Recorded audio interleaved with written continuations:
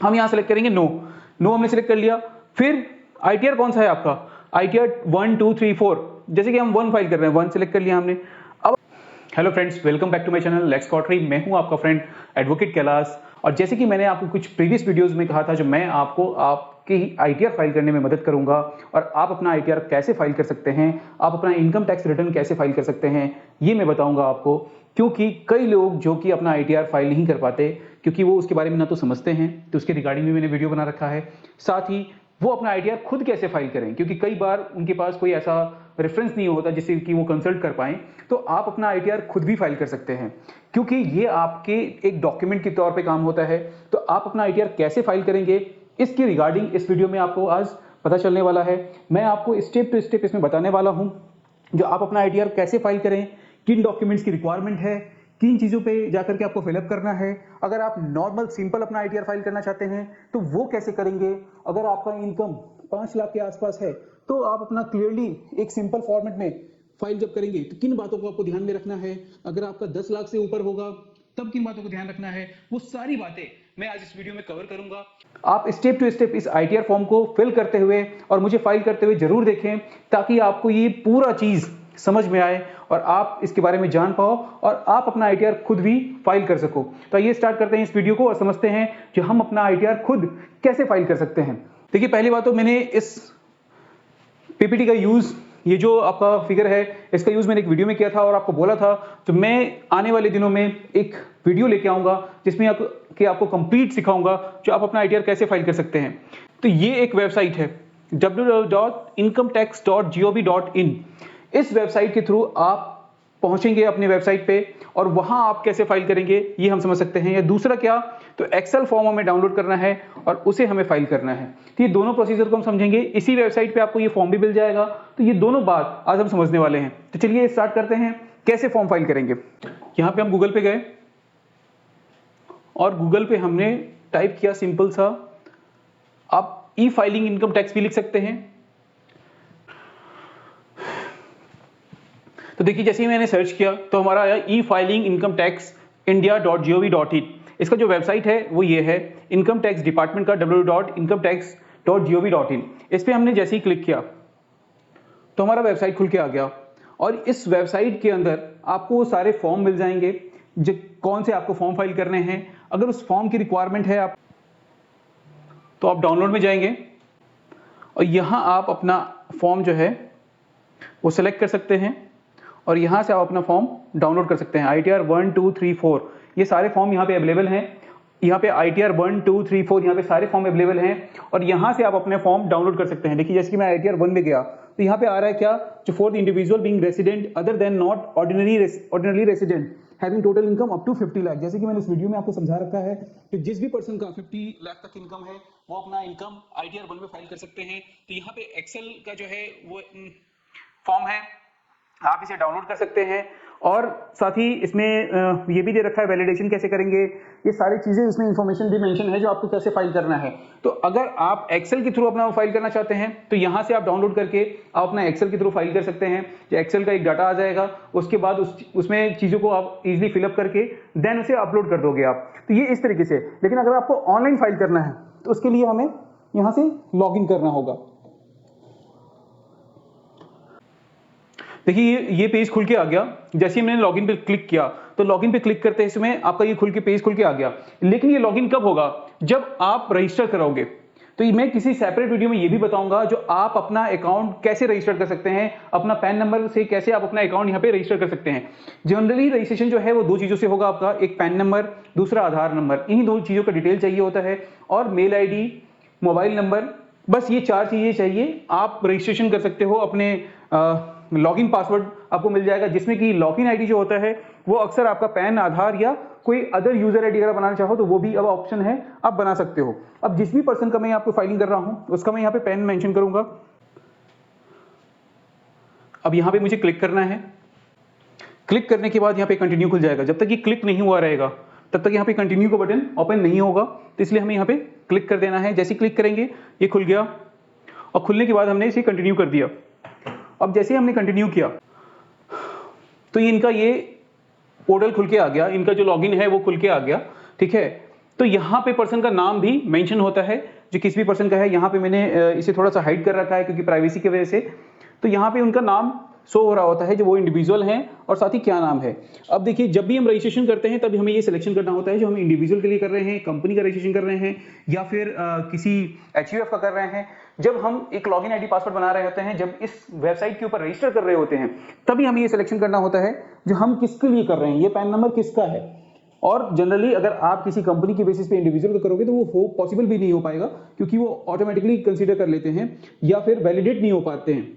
तो यहाँ पे मैंने इंडिविजुअल के नाम से कर रखा था। अब यहाँ पे मैं सिलेक्ट करूंगा कि ये कौन से असेसमेंट ईयर के लिए। देखिए यहाँ पे बहुत सारे ईयर दिख रहे होंगे प्रीवियस के, लेकिन ये सारे क्लोज हो चुके हैं। आप इसमें अगर रिवाइज फाइल करना चाहते हो तो वो पॉसिबल है किसी तरीके से, जब आपका अप्रूवल मिल जाएगा डिपार्टमेंट से, या आपने कोई उसमें रिवीजन फाइल कर रखा है, कोई फॉर्म फाइल कर रखा है, तब। अदरवाइज हमारा करंट ईयर का फाइल करना, हमने करंट ईयर सेलेक्ट कर लिया। अब ये पूछ रहा है जो ऑनलाइन या ऑफलाइन। जैसे कि मैं अगर ऑफलाइन सेलेक्ट करूं यहाँ पे, तो मैंने आपको बताया था, जो जैसे हमने ऑफलाइन सेलेक्ट किया, ये कह रहा है जो क्या करना है, ओरिजिनल रिटर्न फाइल करना है आपको या रिवाइज रिटर्न फाइल करना है आपको। तो हमने यहाँ पे दिया ओरिजिनल रिटर्न फाइल करना है। ये पूछ रहा है are you audited under section 44 AB या political party as per the section 13A। तो अगर इससे रिलेटेड नहीं है तो हमें ज्यादा इसके बारे में जानने की जरूरत नहीं है। हम यहाँ सेलेक्ट करेंगे नो। हमने सेलेक्ट कर लिया। फिर आईटीआर कौन सा है आपका, आईटीआर 1 2 3 4। जैसे कि हम 1 फाइल कर रहे हैं, 1 सेलेक्ट कर लिया हमने। अब अगर हम यहाँ पे कंटिन्यू करेंगे तो ये क्या कह रहे हैं हमें, attach file only JSON file are allowed. ठीक है, तो मतलब जो हमने एक्सेल से डाउनलोड किया था, जो एक्सेल फॉर्म हमने फिलअप किया है डाउनलोड करके, उस फॉर्म को यहाँ पे हमें अटैच करना है, और वो form as an JSON file में वो क्रिएट हो जाएगा, और उसे हमें यहाँ पे अटैच कर देना है और अपलोड कर देना है। लेकिन फिलहाल हम ऑनलाइन फाइल कर रहे हैं, तो यहाँ पे हम बैक जाएंगे। ठीक है, अब फाइल नाउ यही आ गया। यहाँ पे हमने ऑफलाइन सेलेक्ट किया था, अब हम सेलेक्ट कर रहे हैं ऑनलाइन। ऑनलाइन में सेलेक्ट करने के बाद फिर से कंटिन्यू करेंगे। कंटिन्यू करने के बाद हमारा यहाँ पे कुछ पूछ रहा है, you have started draft income tax return pending for submission. कोई ड्राफ्ट है ऑलरेडी, तो यहाँ दिखेगा। हम अभी नया फ्रेश फाइल कर रहे हैं, तो नए फ्रेश फाइल करते समय हम क्या करेंगे, स्टार्ट न्यू फाइलिंग।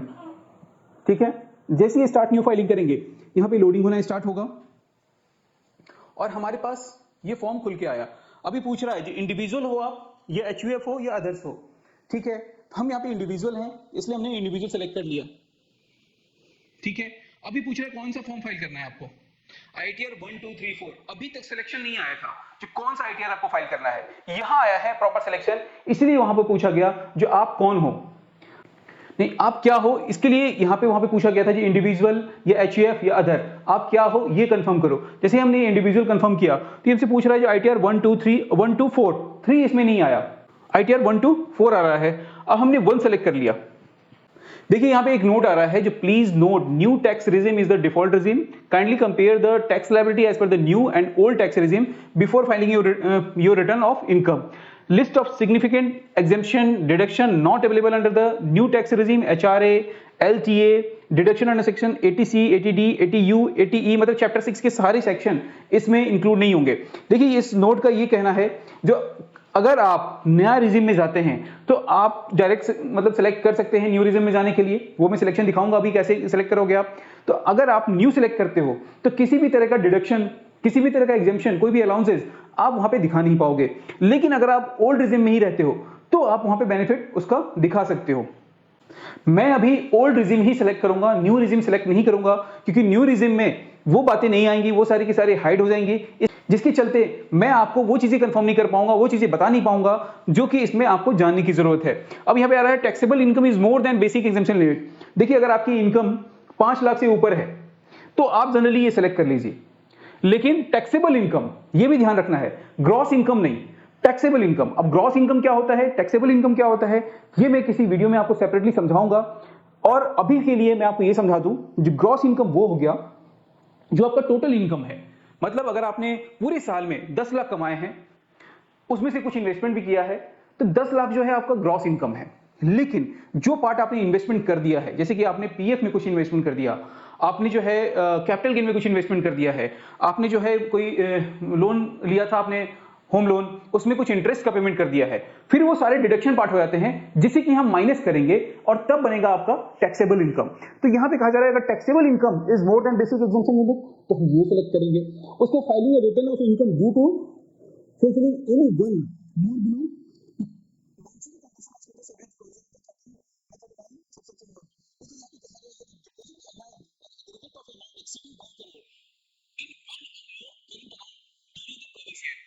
देखिए देखिए इसमें कहा गया है जो अगर आपने अपने करेंट अकाउंट के अंदर या एक या कई सारे करेंट अकाउंट, अगर आपने 1 करोड़ से ज्यादा किया है ट्रांजैक्शन तो आप यहां पे कंफर्म करिए और रिटर्न अपना इसमें फाइल करिए।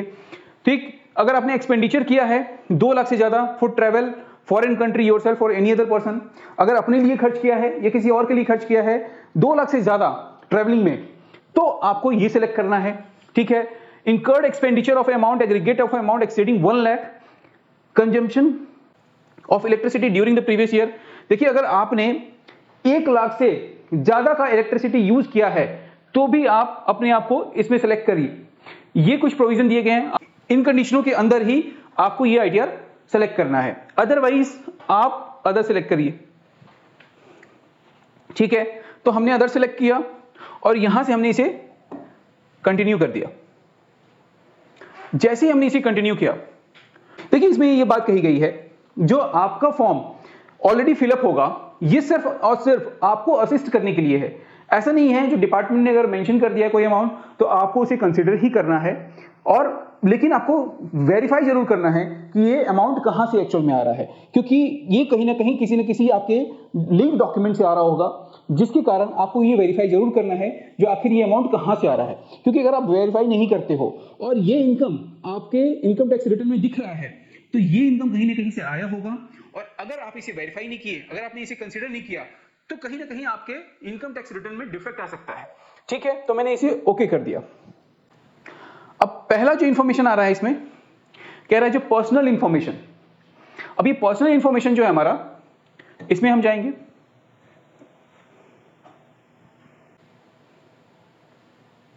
यहां पे आप जैसे कि फ्रेश रिटर्न फाइल कर रहे हो आप।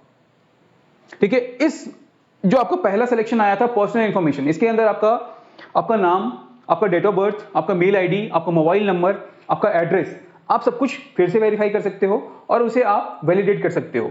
ठीक है, यहां पे पूछा गया जो फाइलिंग सेक्शन कौन सा सेक्शन होगा, रिटर्न फाइल्ड ऑन और बिफोर द ड्यू डेट। अगर आप इससे पहले फाइल कर रहे हो तो आप ये सिलेक्ट करोगे, अगर रिवाइज करोगे तो ये सिलेक्ट करोगे। बाकी और भी इंफॉर्मेशन है इसमें, जैसे कि अगर आपको अपडेटेड रिटर्न फाइल करना है या belated return file after the due date करना है, ठीक है, after condonation of delay file करना है, तो ये सारे इंफॉर्मेशन यहाँ पे अवेलेबल है, आप यहाँ से सिलेक्ट करके फाइल कर सकते हो। ठीक है, कोई नोटिस के रिस्पॉन्स में आप फाइल कर रहे हो तो भी आप यहाँ पे मेंशन कर सकते हो कि किस नोटिस के रिस्पॉन्स में आप फिर से रिटर्न फाइल कर रहे हो, जैसे कि belated return after the due date या अपडेट रिटर्न कर रहे हो। अगर आप अपडेट करोगे तो कब अपडेट करोगे आप, जब कोई नोटिस आ रहा होगा।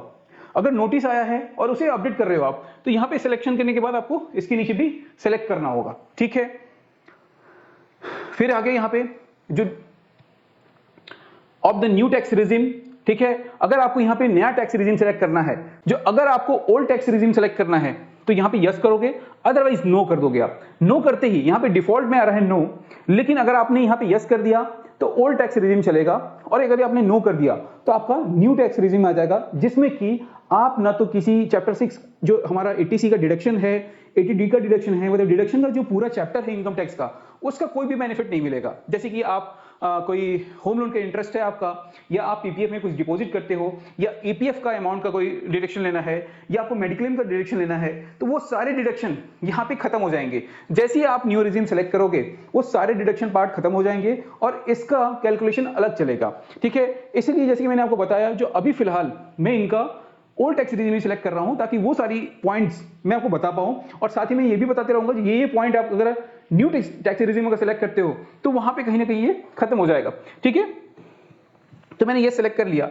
ठीक है, उसके बाद अगर आपको किसी भी तरीके का कोई इंफॉर्मेशन इसमें चेंज करना है तो हमेशा एडिट रिस्पॉन्स आ रहा है, एडिट करने का ऑप्शन आ रहा है, वहां से आप एडिट कर सकते हो।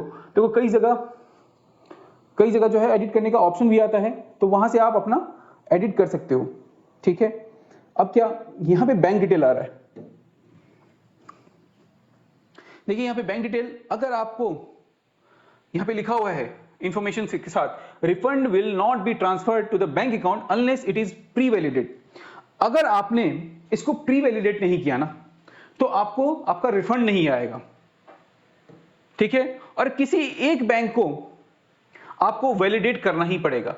वैलिडेट कहां से करोगे आप? यहां पे आएगा ऑप्शन जिसमें लिखा है view bank account, edit bank account, delete bank account, लेकिन ये ऑलरेडी वैलिडेट है, ठीक है, तो हमें वैलिडेट करने की जरूरत नहीं है। अदरवाइज ये ऑप्शन आ रहा होता है यहाँ पे जो वैलिडेट करने के लिए। तो हमेशा जब तक आपका अकाउंट वैलिडेट नहीं होगा तब तक आपको रिफंड नहीं मिलेगा, इसलिए वैलिडेट करना बहुत जरूरी है।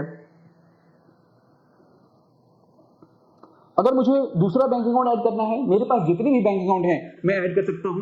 नहीं ऐड करोगे आप तो कहीं ना कहीं आपके पास नोटिस आने की संभावना होंगे, क्योंकि इनकम टैक्स डिपार्टमेंट का प्रोविजन ये कहता है जो आपके पास जितने भी बैंक अकाउंट है वो सारे के सारे ऐड होना चाहिए, सारे के सारे आप उसका इंफॉर्मेशन आपको देना ही होगा, ठीक है। तो अगर मुझे ऐड करना होता तो मैं ऐड करता, अदरवाइज मैं यहाँ पे कंफर्म करूंगा, ठीक है। अगर मुझे बैक जाना है तो मैं बैक जाऊंगा, या फिर मुझे ये पूरा डिटेल कंफर्म करना है तो मैं सिर्फ कंफर्म करूंगा। अब देखो, आप कंफर्म करने के बाद कुछ ना कुछ यहां पे रह गया जिसके कारण ये कंफर्म होने में प्रॉब्लम कर रहा है। हाँ, ये पूछ रहा है यहाँ पे नेचर ऑफ एम्प्लॉयमेंट, ये कैसा नेचर ऑफ एम्प्लॉयमेंट है आपका वो बता दो आप। तो जनरली इसमें आ रहा है central government, state government, public sector undertaking, CG pensioner, मतलब सेंट्रल गवर्नमेंट का अगर पेंशनर है आप, स्टेट गवर्नमेंट का है, पीएसयू है, अदर पेंशनर है, या कोई अदर है, ठीक है। नॉट एप्लीकेबल फैमिली पेंशन है अगर, ठीक है, यहां पे अदर डाल देंगे हम। हमने नेचर ऑफ एम्प्लॉयमेंट डाल दिया अदर। अब हम नीचे जाएंगे डायरेक्ट, फिर से करेंगे हम यहां पे कंफर्म। जैसे मैंने कंफर्म किया तो यहां पे लिखा हो गया कंफर्म। अब ये कंफर्म हो गया, अब हमें इसे छेड़खानी करने की जरूरत नहीं है। अब gross total income, please verify your income source as collected from the various sources और प्रोसीड। ये जो ऑप्शन है हमारा ग्रॉस टोटल इनकम का है, इसमें हम ग्रॉस टोटल इनकम डालेंगे, जो कि मैंने अभी बताया आपको कि ग्रॉस टोटल इनकम क्या होता है, और साथ ही ये भी बताया जो टैक्सेबल इनकम क्या होता है। ग्रॉस टोटल इनकम, जो भी इनकम आपने पूरे ईयर में अर्न किया है वो आपका ग्रॉस टोटल इनकम हो गया, और टैक्सेबल इनकम हो गया जो आफ्टर डिडक्शन, मतलब अपनी इनकम में से अगर आप डिडक्शन पार्ट को माइनस कर देते हो तो जो बच गया वो हो गया आपका टैक्सेबल इनकम। अब यहां पे इनकी सैलरी, ठीक है, अब मुझे इनकी सैलरी डालना है तो यहां पे आप सैलरी डाल सकते हो, कोई भी अमाउंट आप यहां पे फिलअप कर सकते हो। जैसे कि फॉर एग्जांपल मुझे इसमें सैलरी एज पर सेक्शन 71, देखिए यहाँ पे सब कुछ दिया हुआ है, जो सैलरी अगर कुछ बेनिफिट मिल रहा है आपको सेक्शन 17 सेक्शन 72 का, या फिर कोई और बेनिफिट है तो वो, अगर आपको कोई ब्रेकअप ऐड करना है तो वो भी कर सकते हो आप, ठीक है। अगर आपको कोई डिडक्शन पार्ट ऐड करना है तो ये भी आप यहाँ पे मेंशन कर दोगे। नॉर्मली ये सारे पार्ट जो है, अगर किसी कंपनी में किसी पर्सन का अगर 10 लाख से ऊपर इनकम है तो उन पर्सन का मैक्सिमम टाइम ये सारी चीजें कवर होती है, और यहाँ पे ऑलरेडी उनका शो हो रहा होता है किससे, फॉर्म 16 से, क्योंकि एम्प्लॉयर के द्वारा जो फॉर्म 16 फाइल किया जाता है उसके बेसिस पे ऑटो यहाँ पे सब कुछ आ गया रहता है। लेकिन इनका इनकम बहुत ज्यादा नहीं है, जिसके कारण फॉर एग्जाम्पल हमने इसमें मेंशन कर दिया इनका इनकम, ठीक है, 4,65,986 का हमने इनकम इसमें मेंशन कर दिया, ठीक है, हमने सैलरी पार्ट में मेंशन कर दिया, और यहां पे इन्हें बेनिफिट मिल गया।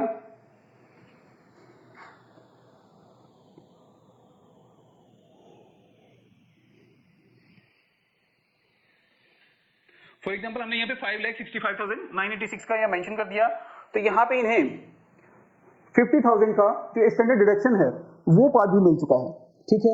अगर इनकम यहाँ पे अगर मैं न्यू रीजन सेलेक्ट करता तो यहाँ पे 75,000 का है, लेकिन यहाँ मैंने ओल्ड टैक्स रीजन सेलेक्ट कर रखा है, इसलिए 50,000 का ही यहाँ पे डिडक्शन आ रहा है, ठीक है। यहाँ मैंने सेव कर दिया इसे। अब सेव करते ही हमारा जो बेसिक सैलरी आ गया यहाँ पे शो हो रहा है, ठीक है। अब अलाउंसेस हैं अगर, तो वो हम एडिट कर सकते हैं अलाउंसेस। अगर मुझे सैलरी में कोई डिडक्शन डालना है तो वो मैं ऐड कर सकता हूं, लेकिन अगर कोई अलाउंसेस या डिडक्शन मेरे पास नहीं है जो कि सैलरी से रिलेटेड है तो वो मैं यहाँ पे नहीं डाल पाया, क्योंकि हमारे पास कुछ भी नहीं है, हमारे पास जो सैलरी इनकम है वो 5 लाख के अप्रॉक्स है, तो उसमें किसी भी चीज की ऐसी रिक्वायरमेंट नहीं है जो मैं डिडक्शन डालूं या कुछ ऐसा मेंशन करूं। तो यहाँ पे मैंने किसी तरह का कोई डिडक्शन मेंशन नहीं किया, लेकिन अगर आप चाहते हैं जो अलाउंसेस डालें यहाँ पे, तो आप अपना अलाउंसेस डाल सकते हैं, ठीक है। दूसरा, अगर आपका इनकम फ्रॉम हाउस प्रॉपर्टी है, अगर किसी भी पर्सन का एक हाउस प्रॉपर्टी है जिससे कि उन्हें इनकम हो रहा है, टाइप ऑफ हाउस प्रॉपर्टी जैसे कि यहाँ पे पूछा जा रहा है। अब यहाँ पे अगर आपको एडिट करना है हाउस प्रॉपर्टी में, तो अब यहां से आप एडिट कर सकते हैं, ठीक है। अब यहाँ पे आप अपने हाउस प्रॉपर्टी से रिलेटेड जितने भी इंफॉर्मेशन है उसे आप यहाँ पे मेंशन कर सकते हैं। जितने भी इंफॉर्मेशन है हाउस प्रॉपर्टी से रिलेटेड आप यहाँ पे मेंशन कर सकते हैं, क्योंकि यहाँ पे आ रहा है इनकम फ्रॉम हाउस प्रॉपर्टी। अब देखिए इसमें सिलेक्शन का आ रहा है, अगर आप यहाँ पे सिलेक्ट करते हो तो सेल्फ ऑक्यूपाइड, लेट आउट या डीम्ड लेट आउट, ये तीनों चीजें आ रही है। सेल्फ ऑक्यूपाइड मतलब हो गया जो अगर आप खुद उसमें रह रहे हो, लेट आउट आ गया मतलब जो अगर आपने उसे रेंट पे दे रखा है। तो अगर आपने डीम्ड लेट आउट कर रखा है, अगर आपने कुछ पार्ट उसमें लेट आउट कर रखा है तो हो गया आपका डीम्ड लेट आउट, ठीक है। अगर नहीं कर रखा है, अगर कर रखा है तो आप सिलेक्ट करोगे, नहीं किया है तो आप उसे सिलेक्ट नहीं करोगे। अब अगर सेल्फ ऑक्यूपाइड है, ठीक है, interest payable on borrowed capital, please fill the detail of section 24B table. अब देखिए इसमें यहां पे बताया गया है जो आप अपना जो है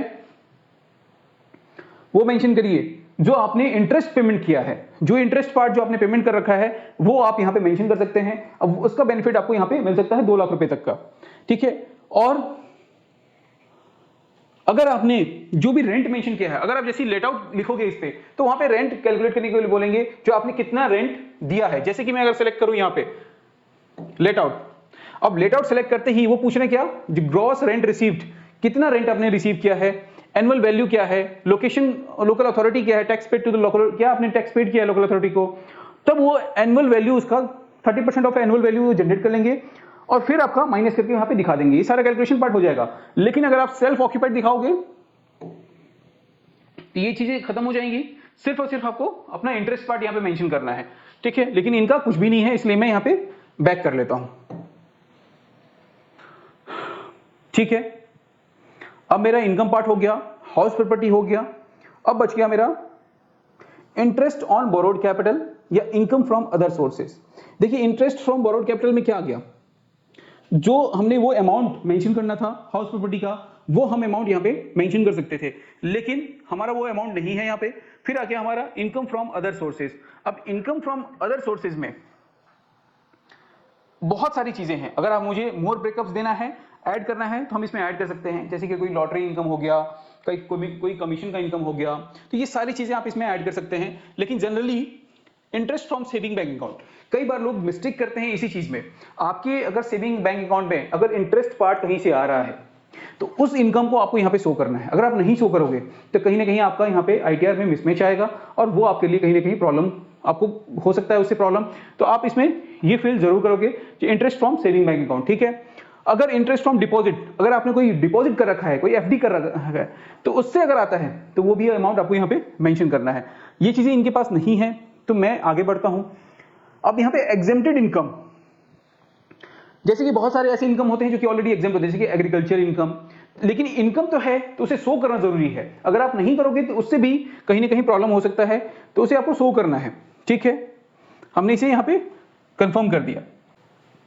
कंफर्म करने के बाद ये दोनों कंफर्म हो चुका, मेरा पर्सनल इंफॉर्मेशन कंफर्म हो गया, ग्रॉस टोटल इनकम कंफर्म हो गया। अब आ गया टोटल डिडक्शन। अगर कोई डिडक्शन पार्ट है मेरा तो मैं इसमें मेंशन करूंगा, अगर डिडक्शन पार्ट नहीं है तो मैं मेंशन नहीं करूंगा। तो इसमें डिडक्शन में क्या सब आएगा, देखिए यहां पे डिडक्शन आ गया आपका 80C, जिसमें कि अगर आपने कोई इंश्योरेंस प्रीमियम दे रखा है, कोई प्रोविडेंट फंड है, तो वो सारी डिटेल आप इसमें मेंशन कर सकते हो। लेकिन अगर आप कोई भी डिटेल इसमें मेंशन करते हो तो एक बात आप ध्यान रखना, यहां पे क्या कह रहे हैं, जो अगर आपने अमाउंट ऑफ इन्वेस्टमेंट, अगर आप इसमें इन्वेस्टमेंट अमाउंट डाल रहे हो तो यहां पे आपको ब्रेकअप में डालना होगा, ऐड करना होगा। जैसी ये पहले नहीं था, लेकिन इस बार से ये सारी चीजें आ चुका है, जो अगर आप कोई भी पार्ट इसमें डालते हो तो इसके साथ आपको डॉक्यूमेंट आइडेंटिफिकेशन नंबर या पॉलिसी नंबर डालना होगा, क्योंकि इसमें स्टार मार्क हो रखा है तो ये मैंडेटरी है। जो अगर आप इसमें डिडक्शन पार्ट डालते हो तो आपका स्टार यहां पे मार्क हो रखा है, तो आपको पॉलिसी नंबर या डॉक्यूमेंट आइडेंटिफिकेशन नंबर आपको यहां पे डालना होगा। जैसे कि अगर आप कोई पॉलिसी अमाउंट डालते हो, पीएफ का अगर अमाउंट डालते हो तो पीएफ अकाउंट नंबर का डालना होगा यहाँ पे। अगर आपने पीपीएफ करा रखा है उसका अकाउंट नंबर डालना होगा। किसी भी तरीके का कोई भी अगर आप बेनिफिट लेना चाहते हो एटीसी के अंदर जो भी प्रोविजन है उसके अकॉर्डिंग, तो आपको उसके साथ उसका डॉक्यूमेंट यहाँ पे मेंशन करना होगा। लेकिन यहाँ पे जो पर्सन है इनका कुछ भी नहीं है, इसलिए मैं बैक कर दूंगा। ठीक है, तो मैंने ये सेव कर दिया, कुछ भी नहीं है इनका। उसी तरह से जितने भी हैं जैसे कि payment in respect of the pension fund, या फिर contribution to the pension scheme of the central government, या फिर contribution to the pension scheme, जितनी भी 80C के प्रोविजन मतलब चैप्टर 6 की जितनी भी प्रोविजन है, जैसे कि हेल्थ इंश्योरेंस, तो इसमें भी आपको अपना इंश्योरेंस नंबर मेंशन करना होगा।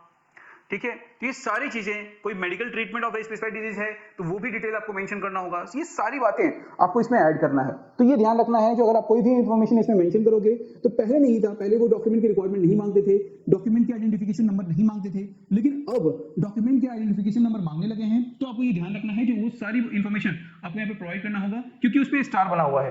अगर स्टार मेंशन है तो वो मैंडेटरी प्रोविजन है और आपको इंफॉर्मेशन यहाँ पे देना होगा। ठीक है, तो ये सारी चीजें यहाँ पे दे रखा है।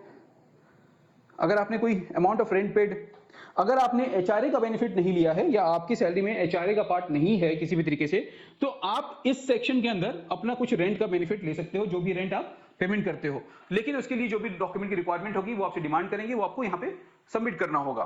ठीक है, तो ये सारी बातें हो गई, सारा डिडक्शन पार्ट है ये, हमने इसे कंफर्म कर दिया क्योंकि हमारा कोई भी डिडक्शन यहाँ पे हमें मेंशन नहीं करना है। मैं बस आपको इस ओल्ड रिजिम को दिखाने के लिए और समझाने के लिए ये मेंशन कर रखा था। अगर आप न्यू रिजिम में जाते तो ये सारे डिडक्शन पार्ट आपको शो ही नहीं होंगे। क्यों? क्योंकि ये सारे के सारे इनवैलिड हो गए। वहां पे आपका न्यू टैक्स स्लैब बन चुका है और उसी के अकॉर्डिंग आपको अपना आईटीआर फाइल करना है। ठीक है, तो यहाँ पे तीनों पार्ट कंफर्म हो गया, मेरा पर्सनल इन्फॉर्मेशन कंफर्म हो गया, ग्रॉस टोटल इनकम कंफर्म हो गया है, टोटल डिडक्शन कंफर्म हो गया। अब आ गया टैक्स पेड। अगर किसी भी तरीके का कोई टैक्स डिडक्ट हो रखा है, देखो आप टैक्स पेड में क्या है, जो कोई टीडीएस डिडक्ट हो रखा है मेरा फ्रॉम सैलरी, वो इसमें मेंशन होगा, या कोई अदर सोर्स से कोई अदर इनकम पे डिडक्ट हो रखा है, या टीडीएस डिडक्ट हो रखा है कोई एट एनी सोर्स, या हमने सेलेक्ट, या कोई टीसीएस हो रखा है, कलेक्ट हो रखा है हमसे, तो ये सारी चीजें इसमें ऑटो आ जाएंगी और वो ऑटो जैसे ही आएगा शो हो जाएगा। लेकिन अगर आपने कोई एडवांस टैक्स भी पेमेंट कर रखा है तो भी इसमें शो हो जाएगा ऑटोमेटिकली। लेकिन इस कंडीशन में ऐसा कुछ नहीं है, जिसके कारण सीधा कंफर्म करेंगे। अब देखो आप, जैसे कि मैंने इसमें सेलेक्ट किया था 5 लाख रुपए का इनकम, तो 5 लाख रुपए की इनकम के हिसाब से, क्योंकि ये ओल्ड टैक्स रिजिम है, क्योंकि मैंने इसमें ओल्ड टैक्स रिजिम कैलकुलेट किया है, तो इन्होंने यहां पे क्या किया, 5 लाख ग्रॉस टोटल इनकम है हमारा। ठीक है, और उस पे डिडक्शन पार्ट मेरा 0 है, और टोटल इनकम, जैसे कि डिडक्शन पार्ट 0 हो गया, अगर डिडक्शन पार्ट कुछ मैं मेंशन करता तो वो इसमें से माइनस होता, लेकिन डिडक्शन पार्ट मेरा कुछ भी नहीं है, तो आ गया हमारा टोटल इनकम। अब टोटल इनकम आने के बाद कंप्यूटेशन ऑफ टैक्स पेबल, तो 5,16,560 मतलब 5,16,560 के ऊपर हमारा जो टैक्स पेबल बन रहा है वो बन रहा है 15,812 का। सिर्फ और सिर्फ ये 16,000 का बढ़ने के चक्कर में हमारा जो ये अमाउंट है वो 15,812 बढ़ गया। ठीक है, अब यही अमाउंट इसी पे हमारा लगा क्या, इसी पे हमारा लग गया हेल्थ एंड एजुकेशन से, जो कि 4% है, 4% लग गया इस पे। टोटल टैक्स एंड सेस मिलाकर के हो गया हमारा 16,444, और इसी पे हमारा कंपटीशन हो गया आपका इंटरेस्ट पार्ट, जो कि हमने एडवांस टैक्स या टीडीएस जो हमने सबमिट नहीं किया है वो पार्ट इस पे लग गया, और लगने के बाद ये बन जाता है हमारा 17,932 का। अगर हम यहाँ पे कंफर्म करते हैं तो हमारा ये जनरेट हो गया। तो ये पार्ट आ गया हमारा कंफर्म करने का। अब ये कह रहे हैं मुझे प्रोसीड टू वेरिफिकेशन। अब जैसे मैं यहाँ पे वेरीफाई करूंगा तो ये एक कंप्यूटेशन जनरेट करके मुझे दे देंगे, कैलकुलेशन योर टैक्सेबल इनकम। अब ये सारा इनकम यहाँ पे शो होगा, जो आपका इनकम क्या था, साथ ही आपका अदर सोर्स का इनकम क्या था। देखो आप, अदर सोर्स में मैंने तो कुछ डाला नहीं था, लेकिन ये ऑटो सोर्स से इसने 571 कैलकुलेट कर लिया, क्योंकि बैंक अकाउंट के अंदर 571 सेविंग अकाउंट के अंदर आ रखा है, जिसके कारण इन्होंने ऑटो यहाँ पे रिसीव कर लिया। लेकिन कई बार कुछ टेक्निकल इशू के कारण अगर नहीं आया, अगर आपने इन्फॉर्मेशन भी नहीं दिया, तो हो सकता है जो आपके पास नोटिस आ जाए। ठीक है, तो ये सारी इन्फॉर्मेशन आ गई इसके अंदर। जो भी आपने मेंशन किया है वो सारी चीज इसमें आ गया है। और यहाँ पे आप चाहे तो पे लेटर कर दोगे या पे नाउ कर दोगे आप, ठीक है। और इसके अकॉर्डिंग आप जो है यहाँ पे फाइल कर सकते हो।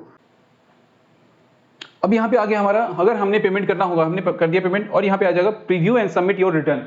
यहाँ पे जैसे ही हमने सबमिट किया तो इस पर्सन का यहाँ पे नाम मेंशन होकर के आएगा, आप इसमें मेंशन कर सकते हो। और यहाँ पे प्लेस मेंशन करोगे आप, मैंने जैसे कि यहाँ पे दिल्ली मेंशन कर दिया है, ठीक है। और कुछ भी है कंफर्म करके प्रोसीड टू वैलिडेशन कर देंगे। जैसे ही प्रोसीड करेंगे तो इंटरनल वैलिडेशन हो गया है confirm, no error were found. अगर किसी भी तरीके का कोई ऐसा रह गया कुछ इन्फॉर्मेशन जो कि आपने मैंडेटरी जो इन्फॉर्मेशन है डालना, वो अगर आपने नहीं डाला है तो यहाँ पे आपका ऑप्शन आ जाएगा कि कौन कौन सा इन्फॉर्मेशन आपने नहीं डाला है, फिर बैक में जाकर के आपको वो इन्फॉर्मेशन फिलअप करने होंगे। अगर कुछ नहीं होगा तो वैलिडेशन सक्सेसफुल आ जाएगा, और ये होते ही आप क्या कर सकते हो, प्रीव्यू कर सकते हो। प्रीव्यू जैसे करोगे आप इस प्रीव्यू को डाउनलोड भी कर सकते हो, जो भी आपने इंफॉर्मेशन इसमें फिलअप किया है उसे आप डाउनलोड कर सकते हो, ठीक है।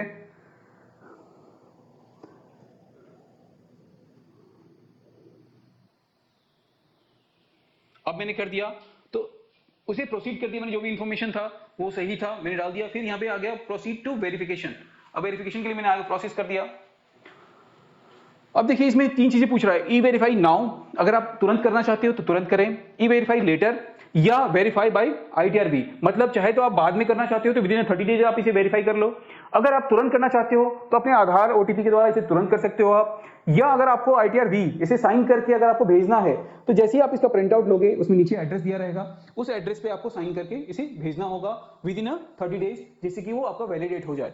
तो ये तीनों है वैलिडेशन रूल, इसे आपको विदिन 30 डेज कंप्लीट करना है। अगर आप नहीं करोगे तो आप अपना रिफंड नहीं मिल पाएगा आपको, या हो सकता है जो कुछ दिनों के बाद आपका ये जो इन्फॉर्मेशन है, ये जो ITR है, वो कहीं ना कहीं डिसअलाउ हो जाए और इसका यूज आप कहीं ना कर पाओ। तो इसलिए ये ध्यान में रखना है, जो वैलिडेशन तो होना ही चाहिए, ठीक है। तो ये रहा कंप्लीट इन्फॉर्मेशन ITR फाइल करने का, जिसमें मैंने आपको बताया जो आप अपना ITR कैसे फाइल कर सकते हो और कैसे ये सारे प्रोसेस चलते हैं, कैसे स्टेप टू स्टेप ये फाइलिंग के रूल हैं। अगर आपको फिर भी कोई डाउट रह गया हो, कोई इन्फॉर्मेशन ऐसा बच गया हो जो कि मुझसे पूछना हो, तो आप कमेंट करके मुझसे पूछ सकते हो। तो ये रहा कंप्लीट इन्फॉर्मेशन इस वीडियो से रिलेटेड। बाकी आपको ये वीडियो कैसा लगा, ये इन्फॉर्मेशन कैसा लगा, अगर आपको इन्फॉर्मेशन पसंद आया हो तो वीडियो को लाइक करें, चैनल को सब्सक्राइब कर लें। Thank you so much.